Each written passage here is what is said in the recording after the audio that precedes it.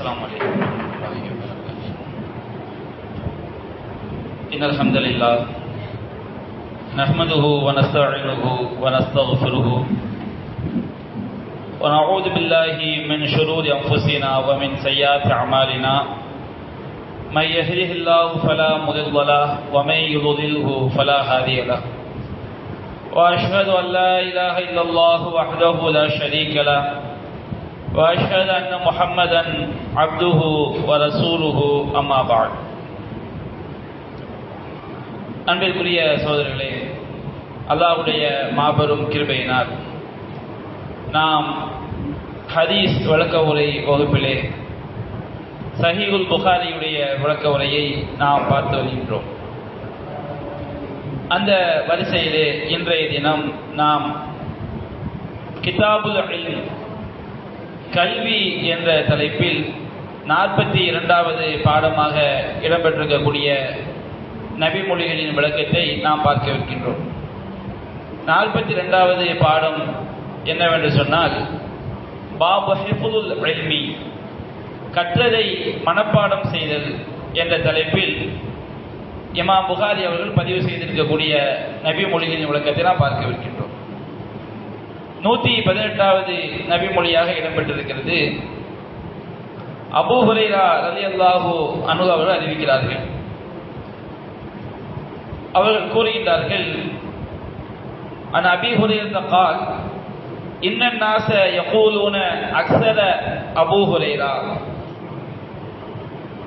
மக்கள் எல்லாம் அபூ ஹுரைரா அதிகமாக அறிவிக்கின்றார் என்று மக்கள் எல்லாம் பேசிக் கொள்கிறார்கள். அபூ ஹுரைரா ரலியல்லாஹு அன்ஹு அவர்கள் மக்கள் தன்னை பற்றி பேசிய ஒரு விதத்தை அவர்கள் எடுத்துச் சொல்கிறார்கள். நபி மொழிகளை அதிகமாக அறிவித்ததுல அபூ ஹுரைரா ரலியல்லாஹு அன்ஹு அவர்கள் தான் ஹதீஸ்களை செஞ்சிருக்கிறாங்க. அதிகமாக நபி மொழியை அறிவித்தவர்களில் அபூ ஹுரைரா ரலியல்லாஹு அன்ஹு அவர்களும் ஒருவர்.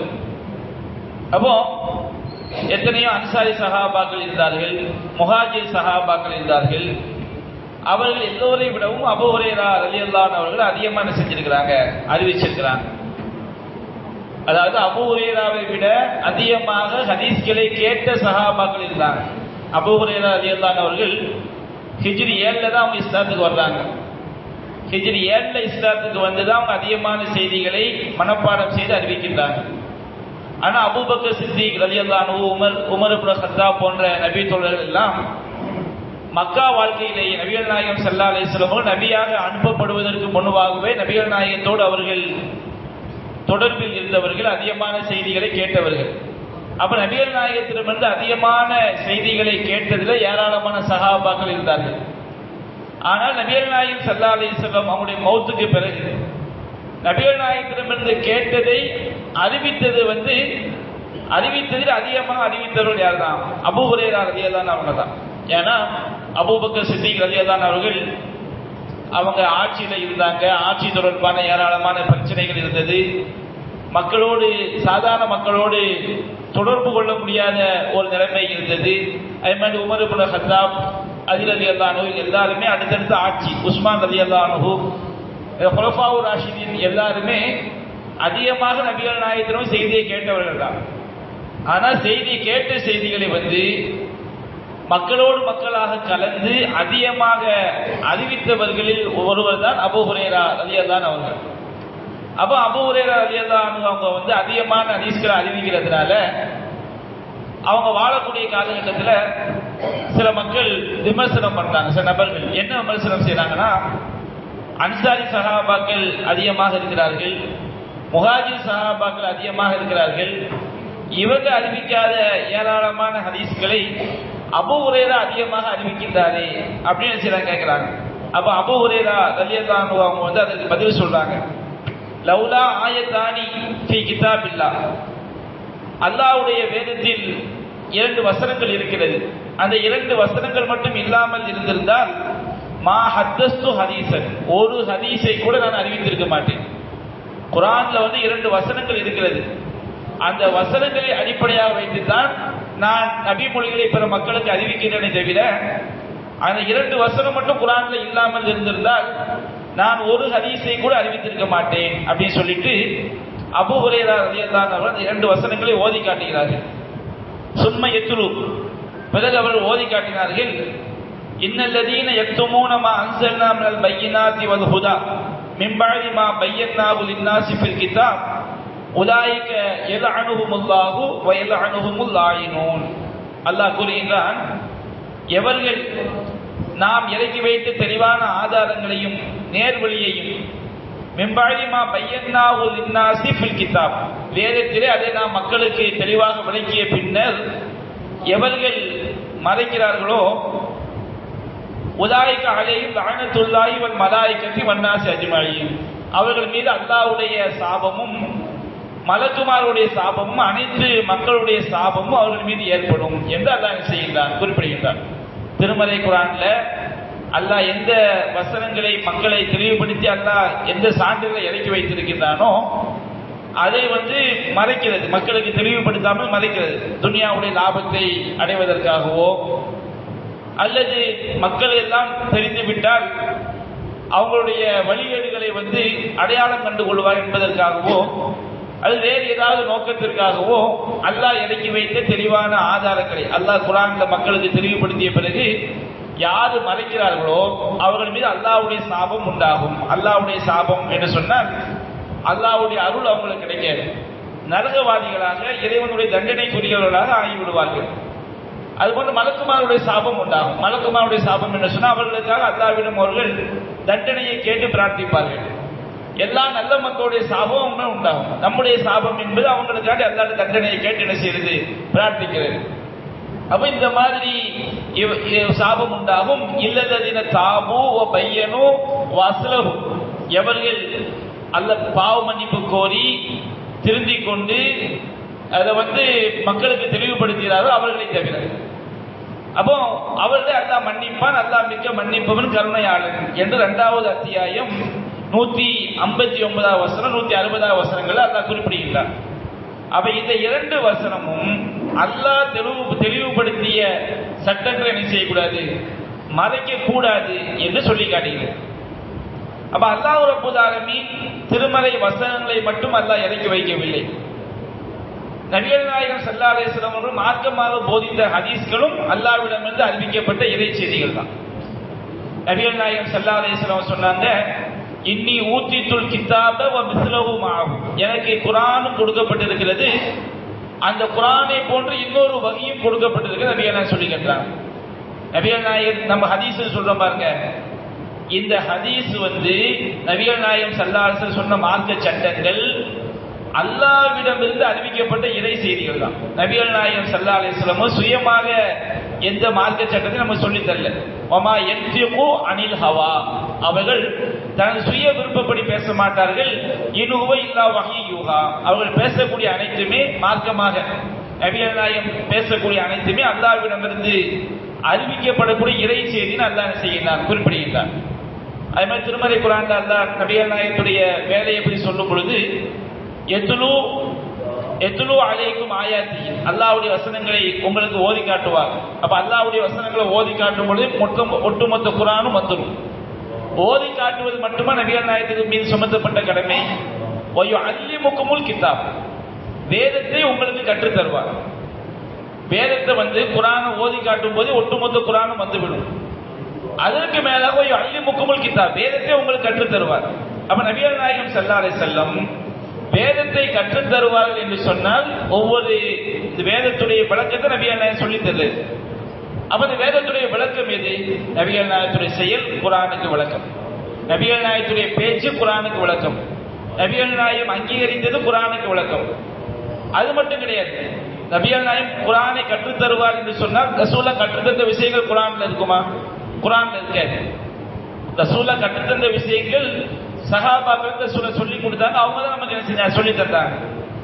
அது மட்டுமல்ல, அல்லிமுக்குமுல் ஹிக்மா, ஞானத்தையும் கற்றுத் தருவார். ஞானம் என்று சொன்னால் குர்ஆன்ல இல்லாத அதிகப்படியான செய்திகள், எவ்வளவோ சட்டங்கள் குர்ஆன்ல நமக்கு சொல்லப்பட்டிருக்கு. தொழுகையை நிலைநாட்டுங்கள் அப்படி குர்ஆன்ல இருக்குது. எப்படி தொழ வேண்டும் நபியான சொல்லி காட்டினது குர்ஆனுடைய விளக்கம். ஜகாத்தை நிறைவேற்றுங்கள் குர்ஆன்ல இருக்குது. ஜகாத் யார் யாரு கொடுக்கணும், எவ்வளவு கொடுக்கணும், எப்போ கொடுக்க வேண்டும் என்றெல்லாம் ஹதீஸ் நமக்கு சொல்லு. இது குர்ஆனுடைய விளக்கம். அப்ப குர்ஆன்ல சொல்லப்பட்ட பல்வேறு நூற்றுக்கணக்கான வசனங்களுடைய விளக்கத்தை ஹதீஸை வைத்து நம்ம புரிய முடியும். அது போக குர்ஆன்ல இல்லாத இன்னும் ஆயிரக்கணக்கான சட்டங்களை நமக்கு எதான் தெளிவுபடுத்தும்? ஹதீஸ் தான் தெளிவுபடுத்தும். அதுதான் ஹிக்மத். அதே மாதிரி போய் அல்லிமுக்கும் ஆலம் தக்கூனு தஅலமூன், நீங்கள் அறியாத இன்னும் பல விஷயங்களையும் என்ன செய்வார்கள்? இறை தூதர் கற்றுத் தருவார். அப்ப குர்ஆன் அல்லாஹ் ரப்பல் ஆலமீன் குர்ஆனில் வேதத்தில் தெளிவுபடுத்தியதை மக்களுக்கு மறைத்தால் அவர்கள் மீது அல்லாஹ்வுடைய சாபம் உண்டாகும் என்று சொன்னால், வேதத்தை மட்டும் எடுத்துக்கொள்ளாது, அல்லாஹ்விடம் வந்த எல்லா இறை செய்தியும் குர்ஆனுடைய வசனங்களையும் மறைக்கக்கூடாது, நபிகள் நாயகம் போதித்த ஹதீஸ்களையும் மறைக்கக்கூடாது. இந்த வசனத்துடைய கருத்து குர்ஆனையும் எடுத்துக்கொள்ளும், ஹதீஸ்களையும் எடுத்துக்கொள்ளும். அப்ப இந்த வசனம் குர்ஆன் ஹதீஸ் ரெண்டையும் எடுக்கும் என்பதனால்தான் அபூ ஹுரைரா ரலியல்லாஹு அன்ஹு அவர்கள் சொல்லி காட்டாங்க, இந்த இரண்டு வசனம் மட்டும் இல்லை என்று சொன்னால் நான் ஒரு ஹதீஸை கூட அறிவித்திருக்க மாட்டேன். அப்படி என்றால் அபூ ஹுரைரா ரலியல்லாஹு அன்ஹு அவர்கள் என்ன சொல்ல வர்றாங்க? இந்த வசனத்துல அல்லாஹ் சொல்லக்கூடிய விஷயம், இன்னல்லதீன யக்துமூன மா அன்ஸல்னா மினல் கிதாபி வல் பையினாத் மின் பஅதி மா அன்ஸல்னா மினல் பையினாத்தி வல் ஹுதா, நாம் இறக்கி வைத்த தெளிவான ஆதாரங்களையும் விளக்கங்களையும் நேர்வழியையும் மின் பஅதி மா பையன்னாஹு லின்னாஸி ஃபில் கிதாப், இந்த வேதத்திலே நாம் மக்களுக்கு தெளிவுபடுத்திய பிறகு அதை யார் மறைக்கிறார்களோ அவர்கள் மீது அல்லாஹ்வுடைய சாபம், மலக்குமார்களுடைய சாபம், அனைத்து நல்ல மக்களுடைய சாபம் உண்டாகும் அல்லாஹ் சொல்றான் பாருங்க. இது குர்ஆனை மறைத்தாலும் அந்த சாபம் உண்டாகும், ஹதீஸை மறைத்தாலும் அது சாபம் உண்டாகும். கல்வி என்ன செய்யக்கூடாது? மறைக்க கூடாது என்பதனால்தான் நான் என்ன செய்தேன்? அறிவித்தேன் அப்படின்னு சொல்லிட்டு அபூ ஹுரைரா ரலியல்லாஹு அன்ஹு அன்சாரி சஹாபாக்கள் அறிவித்ததை விட முஹாஜிர் சஹாபாக்கள் அறிவித்ததை விட அதிகமா அறிவிச்சிருக்கிறாங்க. அதுக்கு என்ன காரணம்னு அவங்க சொல்றாங்க, இன்ன இஹ்வானனா மினல் முஹாஜிரின் கான யஷ்கலுஹும் அஸ்ஸஃபகு பில் அஸ்வாக் பில் அஸ்வாக், எங்களுடைய முஹாஜிர் சஹாபாக்கள் அவர்கள் கடை வீதியில் வியாபாரத்தில் மிகவும் பிஸியாக இருந்தார்கள். வியாபாரத்தில் அதிகமாக செஞ்சாங்க, கவனம் செலுத்தினாங்க. நபியான காலத்தில் இஸ்லாத்துடைய அடிப்படைகளை பற்றி எல்லா சஹாபாவும் தெரிஞ்சு வச்சிருந்தாங்க. பெரிய பெரிய சம்பவங்கள் எல்லாமே தெரியும். ஆனால் ரொம்ப நுணுக்கமான சட்டங்கள் எல்லாவற்றையுமே எல்லா சஹாபாக்களும் அறிவிக்கல. அபூ ஹுரைரா போன்ற சஹாபாக்களும் அறிவிக்கிறாங்க நபிகள் நாயகம் அவ்வப்போது சொன்ன பல செய்திகளை. அப்ப ஏன் அன்சாரி முஹாஜிர் சஹாபாக்களே அதிகமா அறிவிக்க முடியவில்லை? அவங்க அதிகமாக வியாபாரத்தை ஈடுபட்டாங்க. எனிட்டே நபிகள் நாயகம் ஸல்லல்லாஹு அலைஹி வஸல்லம் அவர்களோடு அமர்ந்து கொண்டே இருக்கவில்லை. அவர்கள் வியாபாரத்தில் செய்தார்கள், அதிகமாக கவனம் செலுத்தினார்கள். وَإِنَّ إِخْوَانَنَا مِنَ الْأَنْصَارِ يَشْغَلُهُمْ الْعَمَلُ بِأَمْوَالِهِمْ, எங்களுடைய சகோதரர்களாகிய அன்சாரி சஹாபாக்கள் அவர்கள் தன்னுடைய செல்வங்களில் அதிக கவனம் செலுத்தினார்கள். அவர்களுக்கு தோட்டம் துறவுகள் இருந்தது, இன்னும் பல வயல்வெளிகள் இருந்தது, அது விவசாயம் பார்க்கிறது, தோட்டம் துறவுகளை கவனிக்கிறது, இது மாதிரி அவங்க என்ன செஞ்சாங்க?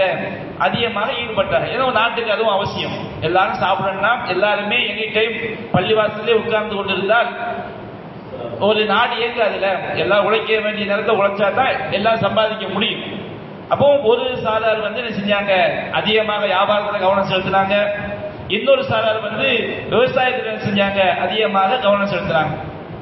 இல்ல அபூ ஹுரைரா தன்னை படற்கையா சொல்றாரு.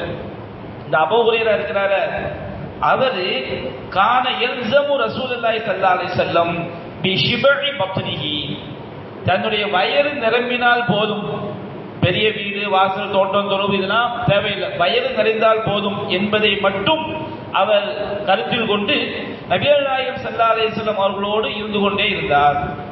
எல்லா மக்களும் அவங்கவுங்க தோட்டம் துறவுகள் வியாபாரம் விவசாயம் கவனிக்க போயிட்டாங்க. அபூ ஹுரைரா அவர் மட்டும் என்ன செய்தார்? எனக்கு 3 வேளை சாப்பாடு கிடைச்சா போதும், 3 வேளை நம்ம 3 வேளை, எனக்கு வயிறு நிறைந்தால் போதும், வயிறு நிறைந்தால் போதும் என்ற அளவுக்கு மட்டும் அவர் இருந்து கொண்டு நபிகள் நாயகம் ஸல்லல்லாஹு அலைஹி வஸல்லம் அவர்களோடு அதிக நேரம் செய்தார், இருப்பதை அவசியமாக்கி கொண்டார். மற்ற சஹாபாக்கள் ஆஜராகாத இடங்களிலெல்லாம் வராத இடங்களிலெல்லாம் அபூ ஹுரைரா இருந்தார்.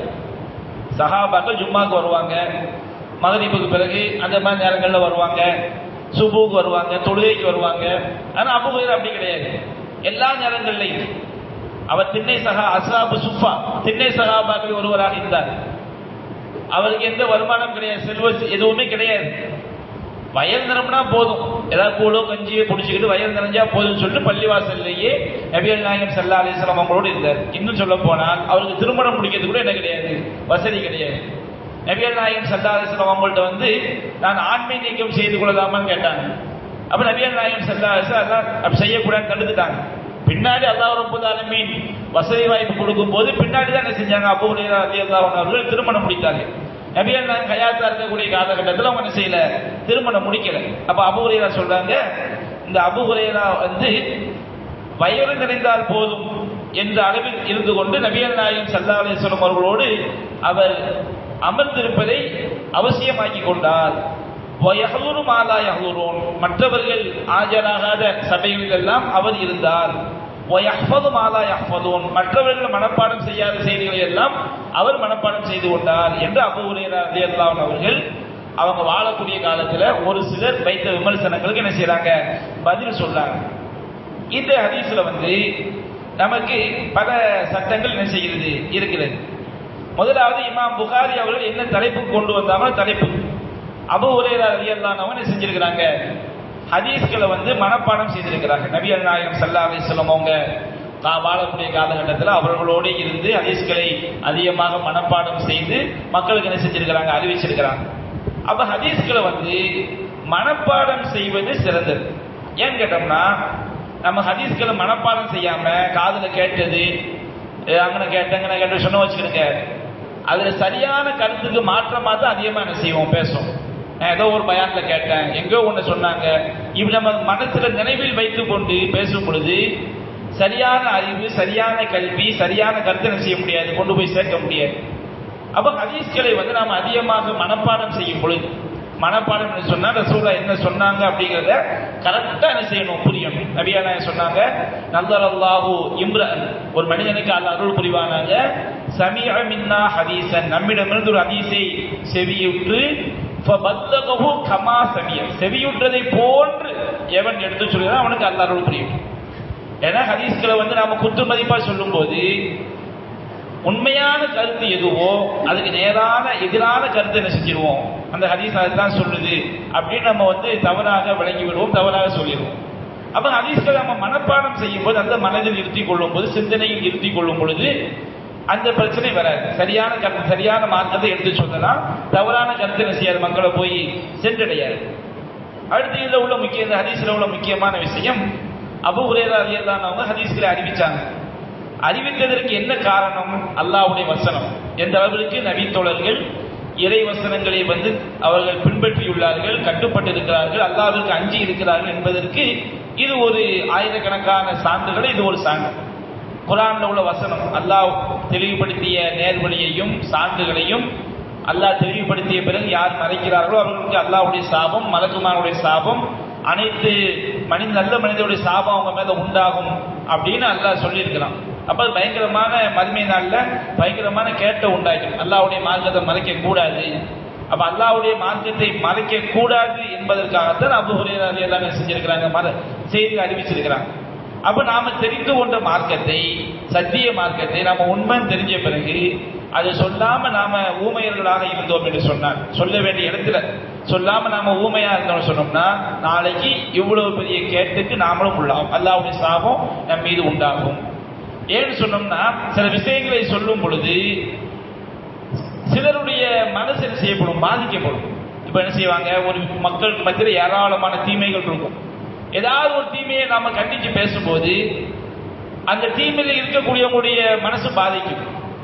எவர்கள் பேசுகிறார்களோ அவங்க என்ன செய்வாங்க, தவறா நினைப்பாங்க, இவர் வந்து நமக்கு எதிராக பேசுகிறார். அப்படி ஒரு மார்க்கத்தை போதிக்கிறவங்க அப்படி நினைச்சான்னு வச்சுருக்க, எதையுமே பேச முடியாது. ஏதாவது மார்க்கத்தை சொல்ல முடியுமா, ஒரு வட்டியை பத்தி பேச முடியுமா, வரதட்சணையை பத்தி பேச முடியுமா, எந்த ஸ்டெப்பையும் என்ன செய்ய முடியாது, பேச முடியாது. அவ இந்த மாதிரி வரும்போது ஒரு மார்க்கத்தை அறிந்த ஒருவன் அல்லாஹ்வுக்காக ஒன்றை சொல்லும் போது மக்களுடைய விமர்சனத்தை என்ன செய்யக்கூடாது, பயப்படக்கூடாது. அல்லாஹ் ரப்பல் ஆலமீன் எந்த அளவிற்கு அவனுக்கு சக்தியை கொடுத்திருக்கிறானோ அந்த அளவிற்கு மக்களுடைய விமர்சனத்திற்கு அஞ்சாமல் மார்க்கத்தை என்ன செய்ய வேண்டும், எடுத்துரைக்க வேண்டும் என்கிற இந்த செய்தி நமக்கு தெரிகிறது. அதுபோன்று மார்க்கத்தை வந்து சஹாபாக்கள் வந்து இந்த ஹதீஸ்ல அபூ ஹுரைரா சொல்றாங்க, அன்சாரி சஹாபாக்கள் முஹாஜிர் சஹாபாக்கள் கடை வீதிகளில் வியாபாரத்தில் ஈடுபட்டார்கள் அப்படின்னா அவங்க அளவே மார்க்கத்தில் கவனம் செலுத்த விளங்கிடக்கூடாது. அபூ ஹுரைரா தெளிவுபடுத்துறாங்க. அவங்க பள்ளிவாசல்ல எனி டைம் இருக்க முடியாது. ஐங்கால தொழுகைக்கு வருவாங்க, ஜும்மா தொழுகைக்கு வருவாங்க, முக்கியமான விஷயங்களுக்கு வருவாங்க, அப்படித்தான் வர முடியும். அதனால அன்சாரி சகாபாக்கள் முஹாஜிர் சகாபாக்கள் மார்க்கத்தை அளவே அவங்க தெரியாம வியாபாரம் பண்ணிட்டாங்க அப்படி விளங்கி விடக்கூடாது.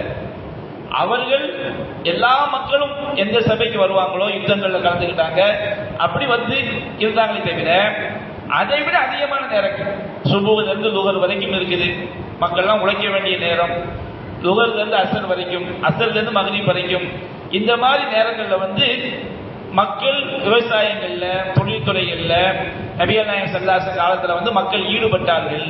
அபூ ஹுரைரா ரலியல்லாஹு அன்ஹு என்ன செஞ்சாங்க, அவர்களுக்கு அதற்கு உண்டான சோர்ஸ் இல்லை. அது மட்டுமல்லாமல் அஸ்ஹாபு சுஃபாவா இருந்தாங்க, திண்ணை தோழர்கள் செஞ்சாங்க இருந்தாங்க.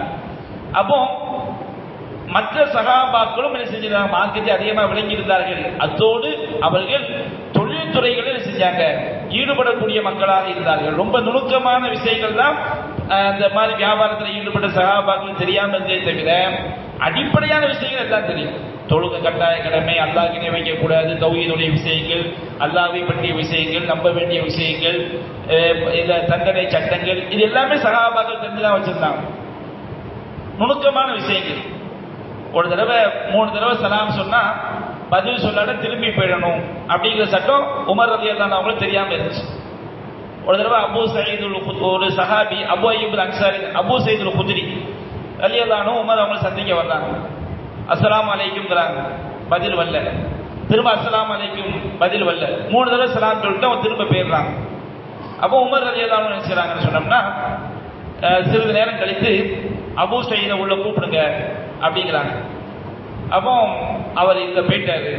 அப்ப என்ன, நான் ஒரு ஆட்சி தலைவர் வந்து அவர் ஆட்சி தலைவர் வந்து சந்திக்க வர்றாரு, அவர் எப்படி போகலாம் நமக்கு சலாஞ்சி அப்படின்னு உமர் ரலியல்லாஹு அன்ஹு அவங்களுக்கு வந்து என்ன செய்றாங்க, அவர் அழைச்சிட்டு வாங்க கொண்டு வந்து, நீங்க எனக்கு 3 தடவை சலாம் சொன்னீங்களே, ஏன் நீங்க வந்து திரும்பி போயிட்டீங்க அப்படின்னு சொன்ன உடனே அவங்க சொன்னாங்க, நபிகள் நாயகம் சொல்லி இருக்கிறாங்க 3 தடவை சலாம் சொல்லி உங்களுக்கு பதிலளிக்கப்படாவிட்டால் திரும்பி செல்லுங்க அப்படின்னு நபிகள் நாயகம் சொல்லி இருக்கிறாங்க.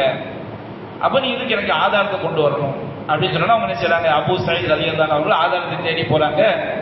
அங்க ஒரு சஹாபாக்குடைய சபை இருக்குது. அந்த சபையில மிகச்சிறிய சஹாபி அபூ அய்யூப் அன்சாரி ரலியல்லாஹு அன்ஹு அவர் நான் வந்து என்ன செய்ய, நபிகள் நாயகத்துக்கு நிறைய சஹாபாக்கள் நிறைய கேட்டிருக்கிறாங்க, இருந்தாலும் நான் வந்து சாட்சி சொல்கிறேன் சொல்லி உமர் ரலியல்லாஹு அன்ஹு அவங்கள்ட்ட வந்து நபிகள் நாயகம் சொன்னது உண்மைதான், 3 தடவை சலாம் சொல்லி பதில் வராவிட்டால் திரும்பி சென்று விட வேண்டும். அப்போ உமர் ரலியல்லாஹு அன்ஹு சொன்னாங்க, நாங்க கடைவீதிகளில் வியாபாரத்தில் ஈடுபட்டு கொண்டிருந்ததுனால இது போன்ற செய்திகளை கேட்க முடியாமல் ஆகிவிட்டது அப்படின்னு சொன்னாங்க. அப்ப இந்த மாதிரி நுணுக்கமான சட்டங்கள், சில அரிதான சட்டங்கள் வந்து அவர்களுக்கு தெரியாமல் இருந்திருக்கிறது. அப்போ நல்ல மார்க்கத்துடைய அடிப்படையான ஏராளமான சட்டங்களை தெரிந்துதான் வைத்திருந்தார்கள் சஹாபாக்கள். அதை நம்ம விளங்கிக் கொள்ள வேண்டும். அதே போன்று அபூ ஹுரைரா ரலியல்லாஹு அன்ஹுடைய தியாகம் இந்த மார்க்க கல்விக்காண்டி அதிகமாக அவங்க என்ன செஞ்சிருக்காங்க, மார்க்க கல்வியை படிக்க வேண்டும் என்பதற்காக எனி நேரம் நபிகள் நாயகம் ஸல்லல்லாஹு அலைஹி வஸல்லம் அவர்களோடு இருந்து அந்த மார்க்க கல்வியை கற்று அந்த கல்விக்காக அந்த வயது நிரம்பினா மட்டும் போதும், நமக்கு வீடு வாசல் பெரிய பெரிய வசதிகள்லாம் தேவையில்லை என்கின்ற அளவுக்கு தியாகம் செய்து செஞ்சிருக்கிறாங்க, இந்த மார்க்க கல்வியை கற்றிருக்கின்றார்கள். அப்ப யார் வந்து ஒரு விஷயத்தில் அதிகமாக கவனம் செலுத்துகிறார்களோ அவர்களுக்கு வந்து என்ன செய்ய, மற்றவர்களுக்கு தெரியாத பல விஷயங்கள் அவங்களுக்கு தெரியும். அதனாலதான் அபூ ஹுரைரா ரலியல்லாஹு அன்ஹு அதிகமான ஹதீஸ்களை என்ன செஞ்சிருக்கிறாங்க, அறிவித்திருக்கின்றார்கள் அப்படிங்கிற செய்தி நாம் என்ன செய்யறோம், இந்த ஹதீஸ் வந்து பார்க்கின்றோம். அதே போல் 119வது ஹதீஸாக பதிவு செய்யப்பட்டிருக்கிறது. அபூ ஹுரைரா ரலியல்லாஹு அன்ஹு எப்படி அதிகமாக அறிவித்தார்கள் என்பதற்கு இன்னொரு சான்று, கல்வியை ஹதீஸை மனப்பாடம் செய்ய வேண்டும் என்பதற்குரிய ஆதாரம் இதில் இருக்கிறது. அபூ ஹுரைரா ரலியல்லாஹு அன்ஹு எப்படி அறிவிக்க முடிந்தது என்பதற்குரிய ஆதாரம் இருக்கு.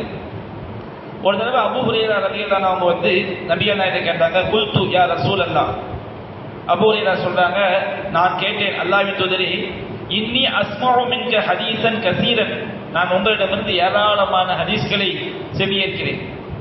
ஆனா அன்சாஹு, நான் அதை மறந்து விடுகிறேன், அதிகமாக ஹதீஸ் செவியேற்கிறேன், ஆனால் அதை மறந்து விடுகிறேன் அப்படிங்கிறாங்க. அப்ப நபிகள் நாயகம் ஸல்லல்லாஹு அலைஹி வஸல்லம் செய்றாங்கன்னா அவங்க சொல்றாங்க, உபுசுத் ரிதாக், உங்களுடைய மேலாடையை வந்து நீங்க விரிங்கன்னு சொன்ன உடனே செய்றாங்க, மேல இருக்க துண்டை எடுத்து இப்படி விரிச்சு பிடிக்கிறாங்க. விரிச்சு பிடிச்சவன பசத்து நான் அதை விரித்தேன். நபிகள் நாயகம் ஸல்லல்லாஹு அலைஹி வஸல்லம் இரண்டு கையால் செய்றாங்க, அள்ளி அதுல போடுறாங்க. அதுல போட்டவன நபிகள் நாயகம் சொன்னாங்க, லும்மஹு நீ அதை செய்து கொள், உன்னுடைய நெஞ்சோடு அணைத்துக்கொள் அப்படின்னு சொன்னவன ஃபதமம்துஹு நான் அதை அணைத்துக் கொண்டேன். ஃபமா நஸீது ஷையம் பஅதஹு அதற்கு பிறகு நான் எந்த ஒன்றையும் என்ன செய்யவில்லை, ஒருபோதும் மறக்கவில்லை அப்படி அபூ ஹுரைரா ரலியல்லாஹு அன்ஹு சொல்லி காட்டுறாங்க. இது நபிகள் நாயகம் ஸல்லல்லாஹு அலைஹி வஸல்லம் அவங்க அல்லாஹ்வுடைய தூதர், நபித்துவத்துக்கான ஆதாரம் இதுல உள்ளடங்கியது. என்ன ஆதாரம்? குர்ஆன் அல்லாஹ் சொல்லி காட்டுகிறான், வமா கான லி ரசூலின் அய்யத்திய பி ஆயத்தின் இல்லா பிஇذنஹு எந்த இறை தூதராக இருந்தாலும் அல்லாஹ்வுடைய உத்தரவில்லாமல் அல்லாஹ்வுடைய நாட்டம் இல்லாமல் எந்த அற்புதத்தையும் செய்ய முடியாது. நபிகள் நாயகம் ஸல்லல்லாஹு அலைஹி வஸல்லம் தன்னுடைய கையால் இப்படி அள்ளி போட்டாங்கன்னு வச்சுக்கிடுங்க. இதை வச்சுக்கிட்டு இன்னைக்கு தரிகாவாதிகள் சூஃபிகள் இவங்கெல்லாம் என்ன செய்வாங்க, நாங்க மெஞ்ஞானத்தை நாங்க அள்ளி போடுவோங்கிறாங்க. இதெல்லாம் வழிகட்ட விஷயம். நபிகள் நாயகம் ஸல்லல்லாஹு அலைஹி வஸல்லம் அல்லாஹ்வுடைய தூதர், அல்லாஹ்விடமிருந்து அவங்களுக்கு அற்புதங்கள் வழங்கப்படும். அற்புதங்கள் அல்லாஹ்வின் உத்தரவு நபிமார்கள் செய்வாங்க, அவ்வளவுதான், அது நடக்கும். கம்ப வச்சு கடலை பிளக்க முடியுமா? அல்லாஹ்வின் உத்தரவு வரும், மூசாவே அனுதிருப்பி அசாக்கல் ஹஜர் உமது கைத்தடியால் கடலை அனுதிருப்பி அசாக்கல் பஹர் உமது கைத்தடியால் கடலை அடிப்பீராக. அல்லாஹ்வுடைய உத்தரவு அவங்க செய்வாங்க. கைத்தடிக்கும் கடலுக்கும் சம்பந்தம் கிடையாது. அல்லாஹ்வின் வஹி வரும், செய்வாங்க, அடிப்பாங்க. ஃபன் ஃபலக கடல் பிளந்தது. ஃபகான குல்லு ஃபிர்கின் கத்தௌதில் அலீம் ஒவ்வொரு பிளவும் அது மிகப்பெரிய மலைகளை போன்று ஆனதுன்னு அல்லாஹ் சொல்லி காட்டுறான். மூசா நபி சமுதாயம் 12 பிரிவா இருந்தாங்க, 12 சமுதாயமா இருந்தாங்க, கோத்திரமா இருந்தாங்க. தண்ணி கேட்டாங்க மூசா நபிட்ட. அப்ப அல்லாஹ்வின் உத்தரவு வந்தது, அன்திருப்பி அசாக்கல் ஹஜர் உமது கைத்தடியால் கல்லை பாறையில் அடிப்பீராக. அல்லாஹ்வுடைய உத்தரவு, அடிச்சாங்க. அந்த பாறையிலிருந்து என்ன செஞ்சது, 12 நீரூற்றுகள் கிளம்பி வந்தது. ஒவ்வொரு கூட்டத்தாரும் தமது நீரூற்றை அறிந்து கொண்டார்கள். அப்ப நபிமார்கள் செய்யக்கூடிய அற்புதம் அப்படி என்ன சொன்னோம்னா, அல்லாஹ் அவங்களுக்கு உத்தரவு செய்யுங்கன்னு சொல்லுவாங்க, அவங்க அதை செய்வாங்க. செஞ்சா அல்லாஹ் அந்த அற்புதத்தை செய்வாங்க, நிகழ்த்தி காட்டுவோம்.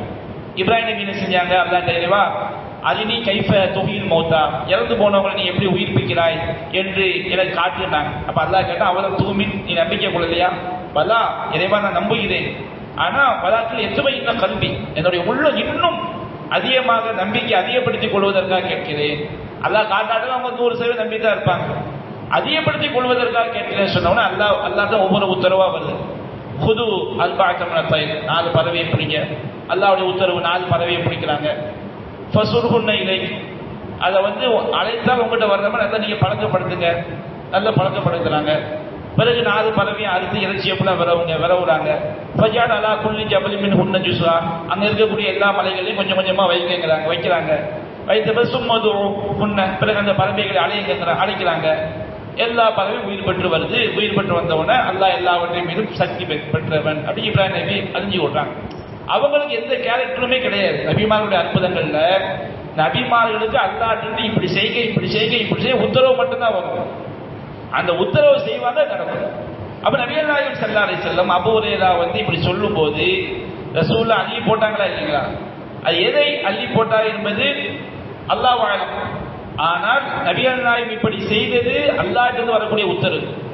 இதை வைத்துக் கொண்டு இன்றைய வழிகட்ட கூட்டங்கள் இருக்காங்க பாருங்க, ஷேக் முரீது அப்படி அள்ளி போட்டா நீ உங்க பார்வைக்கு அது வெறுங்கையாக தெரியும், ஆனால் அதில் உள்ள ஞானங்கள் உங்களுக்கு தெரியாதும்பாங்க. இவங்க அடிச்சு விடுற கப்சாக்கள் இருக்குப்பாங்க, சுபான அல்லாஹ் காப்பாற்றணும். ஏதோ ஒரு அவுலியா என்ன செஞ்சாராம், ஒரு அவுலியாவுக்கு இன்னொரு அவுலியா ஒரு மாதுளம் பழத்தை கொடுத்தாராம். இவர் வேண்டான்ட்டாராம். அதுல ஒரே ஒரு விதை மட்டும் கீழே விழுந்துருச்சான். அப்ப அந்த அவுலியா போன பிறகு இந்த அவுலியா என்ன செஞ்சாங்க, ஒரு விதை எடுத்து சாப்பிட்ட உடனே உலகத்துல உள்ள எல்லா ஞானமும் அவருக்கு வந்துருச்சான். புத்தர் போதி மரத்துல ஞானம் கிடைச்ச மாதிரி இவருக்கு உலகத்துல உள்ள எல்லா ஞானமும் அந்த ஒரு பருக்கையில வந்துருச்சான். ஒரு பருக்கையில வந்த உடனே ஆகா, மாதுளம் பழம் ஒரு விதையிலே நமக்கு இவ்வளவு ஞானம் கிடைச்சிட்டா ஒட்டுமொத்த மாதுளம் பழத்தையும் சாப்பிட்டு இருந்தா அது எப்படி இருந்திருக்கும்னு சொல்லி கை செய்யப்பட்டாங்க. இப்படி ஒரு அவுலியா கதை சொல்லுவாங்க. இது எப்படிதான் நடக்கும்னு கேட்டா இதை கொண்டு வருவாங்க. பாத்தீங்களா, நபிகள் நாயகம் வெறுங்கையால் அள்ளி போட்டு அபூ ஹுரைராக்கு மறக்காம இருந்துச்சா இல்லையா? அல்லாஹ்வுடைய தூதர் இறைவனிடமிருந்து நபிமார்கள் அற்புதம் செய்ய முடியும். மற்றவங்களுக்கு வஹி வருமா? நபிகள் நாயகம் மௌத்துக்கு பிறகு இப்ராஹிம் நபி அற்புதம் செய்யும்போது அவங்களுக்கு அல்லாஹ்விலிருந்து வஹி வந்துச்சு. அப்படி வந்துச்சா? அல்லாஹ் நபிகள் நாயகத்துக்கு பிறகு வஹி வரும் நம்ம காஃபிர். அப்ப மற்ற நல்லடியார்களுக்கு அற்புதங்கள் நடக்காதா? நமக்கெல்லாம் அற்புதங்கள் நடக்கும். நமக்கும் நபிமார்களுக்கும் என்ன வித்தியாசம்?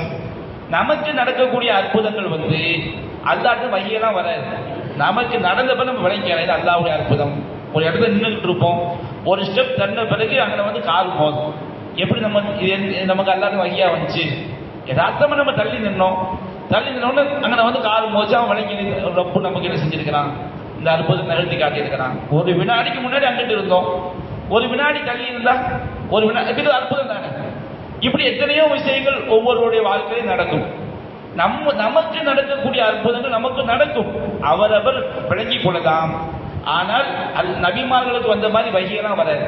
அது எதாச்சும் நடந்து முடிஞ்ச பிறகு ஆகிட்டால் அல்லாஹ்வுடைய அற்புதம் தான் அப்படி நம்ம விளங்கிக் கொள்ள முடியும். நபிகள் நாயகம் ஸல்லல்லாஹு அலைஹி வஸல்லம் காலத்தில் ஒரு சஹாபி சூரத்துல் கஹ்ஃப் ஓதிக்கிட்டு இருக்கிறார். கஹ்ஃப் ஓதிக்கிட்டு இருக்கும்போது அப்படியே மேல இருந்து ஒரு மேகத்திரள் மாதிரி ஏதோ இறங்குது. அவருக்கு என்னன்னு தெரியல. ரசூலுல்லாஹ் நினைச்சாங்க, ஒரு குதிரை பக்கத்துல கட்டி இருந்த குதிரை மிரளுது.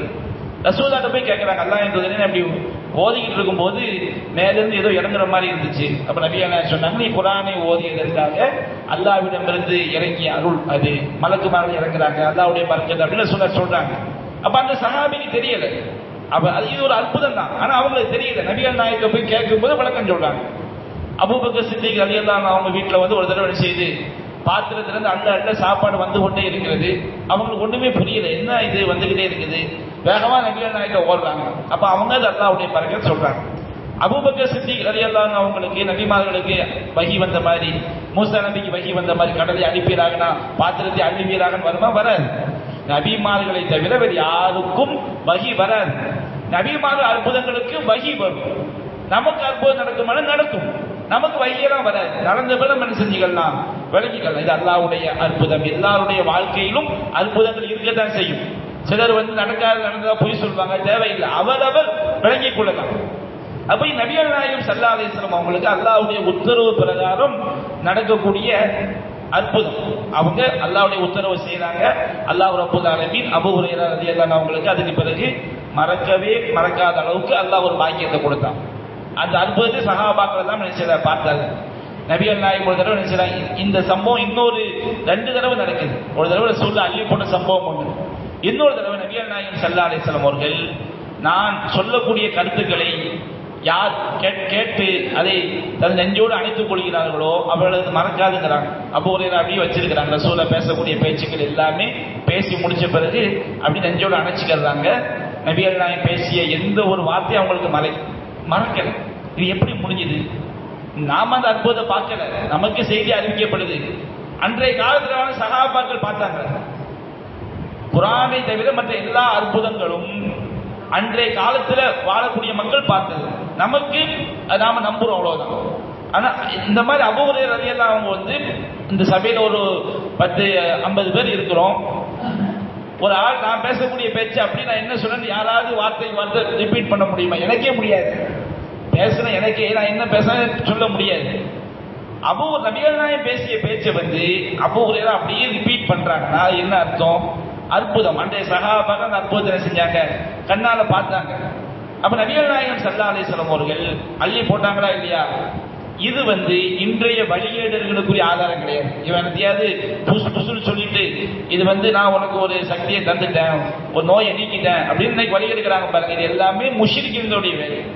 நபிகள் நாயகம் செய்தது அல்லாஹ்வுடைய அற்புதம். நபிமார்கள் அல்லாஹ்வுடைய வஹியை கொண்டு என்ன செய்வாங்க? அல்லாஹ்விலிருந்து உத்தரவு வரும், அதை செய்வார்கள், அந்த அற்புதம் நடக்கும். இவர்களுக்கு நபிகள் நாயகத்திற்கு பிறகு யாருக்கும் என்ன செய்யாது? வஹி வராது. இவங்க நினைச்ச மாதிரி என்ன செய்ய முடியாது.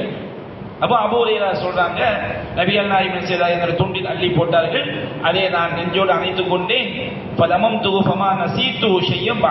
அதற்கு பிறகு நான் எந்த ஒன்றையும் நான் மறக்கவில்லை அப்படின்னு சொல்லி என்ன செய்றாங்க? அறிவிக்கிறாங்க. அப்போ இந்த அபூ ஹுரைரா ரலியல்லாஹு அன்ஹு அவர்கள் அதிகமாக செய்திகளை அறிவிப்பதற்கு நபிகள் நாயகத்துடைய இந்த சிறப்பு பிரார்த்தனை, இந்த நபிகள் நாயகத்தின் மூலமாக அல்லாஹ் நிகழ்த்தி காட்டிய இந்த அற்புதமும் என்ன செய்கிறது?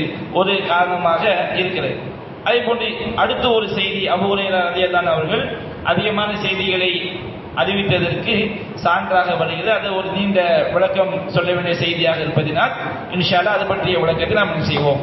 அடுத்த வார வகுப்பிலே நாம் தொடர்ச்சியாக காண்போம். வாஹிரு தஅவானா அல்ஹம்துலில்லாஹி ரப்பில் ஆலமீன். சுப்ஹானக அல்லாஹும்ம பிஹம்திக அஷ்ஹது அல்லா இலாஹா இல்லா அன்த அஸ்தக்ஃபிருக வ அத்தூபு